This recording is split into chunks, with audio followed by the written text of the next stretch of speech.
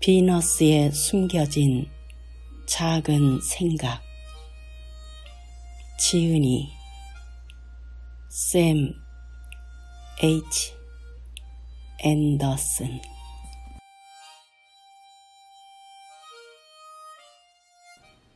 18번째.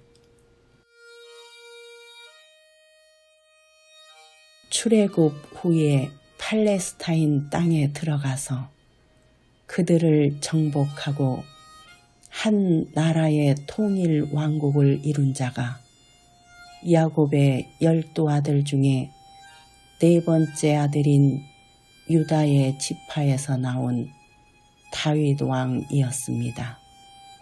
첫 번째 왕은 야곱의 막내 아들 베냐민의 지파에서 나온 사울 왕이나 곧 패하여지고 유다의 지파 다윗이 왕이 됨. 유다 지파 다윗이 왕위에 올라 든든한 유대 나라를 세우면서 이스라엘을 유대 민족 또는 유대인과 동일시하게 됩니다. 더불어 그들이 정복하여 나라를 이루는 땅을 또한 유대 땅이라 불리기도 합니다.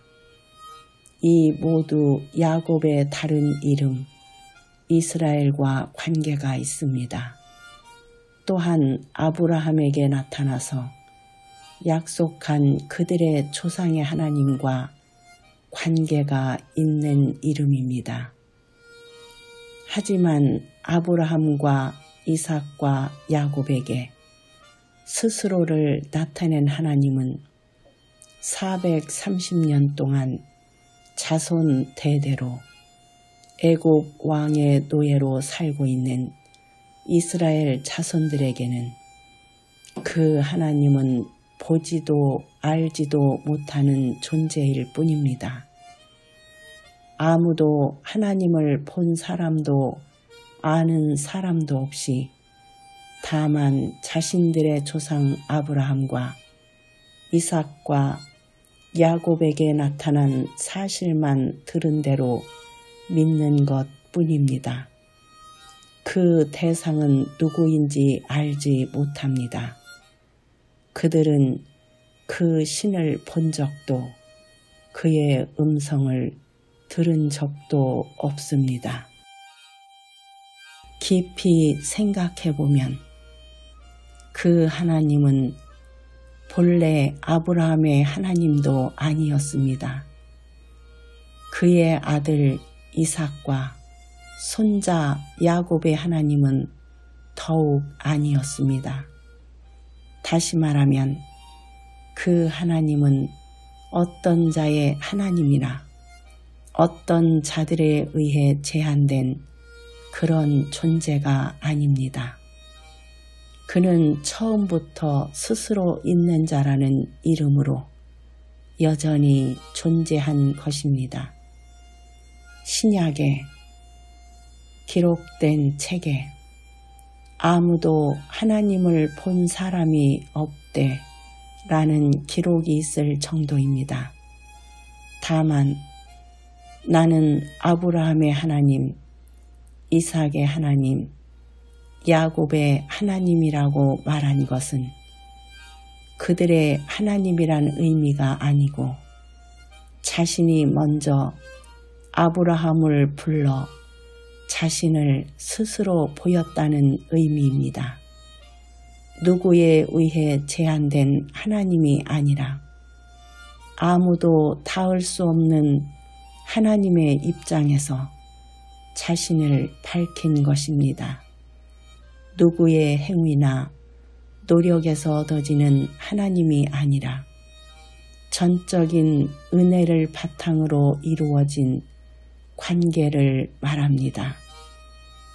스스로 계신 자가 먼저 아브라함에게 자신을 나타내시고 그에게 복을 주었던 것입니다.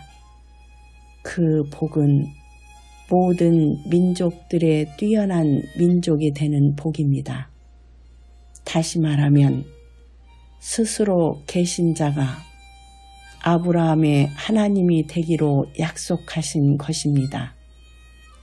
그리고 그 약속이 그 아들 이삭에게 그의 손자 야곱에게 주어진 것입니다. 그러나 그 하나님은 여전히 스스로 계신 자로 존재할 뿐입니다.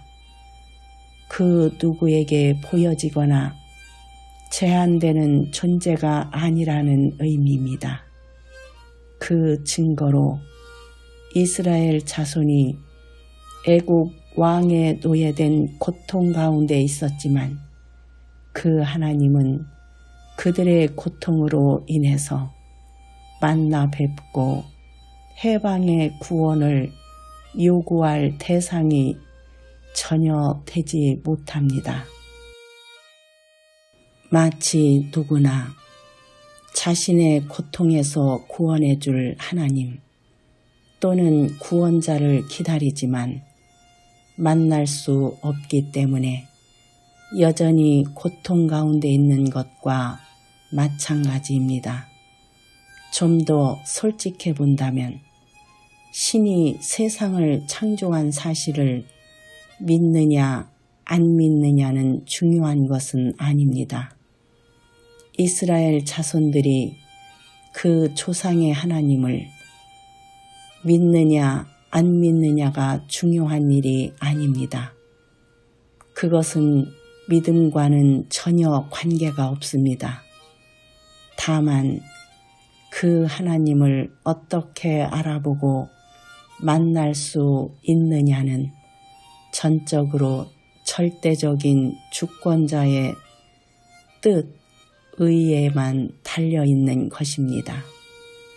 상대가 되는 인간의 노력, 우위는 아무런 소용이 없습니다.